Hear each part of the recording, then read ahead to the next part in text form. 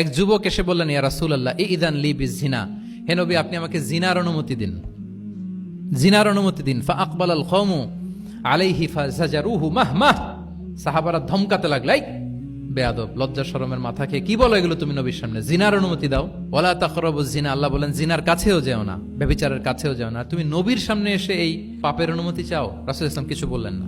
একটু পরে যুবককে ডেকে বললেন, আতুহিব্বুহু লিবনাতিক, আচ্ছা তুমি যে জিনার অনুমতি চাইলে তোমার কন্যার সাথে কেউ এরকম আচরণ করুক, এটাকে তুমি পছন্দ করবে?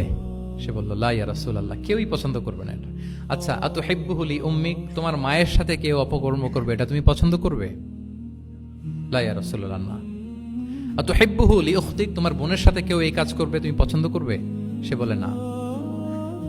ঠিক তখন রাসূল সাল্লাল্লাহু আলাইহি ওয়াসাল্লাম বললেন, তুমি যে এই কাজের অনুমতি চাইলে, যার সাথে তুমি জিনায় লিপ্ত হবে, সে তো কারো না কারো মা, কারো না কারো বোন, কারো না কারো আদরের কন্যা, তাহলে কিভাবে তুমি এটা করতে চাও? যুবক লজ্জিত হয়ে গেল। এত লজ্জিত হলো, রাবি বলতেছে, ফালাম ইয়াকুন বা'দা যালিকাল ফাতা ইয়ালতাফিতু ইলা শাই, ওই রাবি বলতেছে এরপরে কোনোদিন এই যুবকরা ডানে বায়ে তাকাতেও দেখি নাই, স্ট্রেইট হাঁটতো। সুবহান। রাসূল ইসলাম দোয়া করেছিলেন তার জন্য, আল্লাহুম্মা গফির যামবাহ ওয়া তাহহির কলবাহ ওয়া হাসসিন ফারজাহ, আল্লাহ তুমি তার গুনাহ মোচন করো, পাপ মোচন করো, আল্লাহ তুমি তার অন্তরকে পরিশুদ্ধ করো, আল্লাহ তুমি তার চরিত্রকে নিষ্কলুষ করে দাও।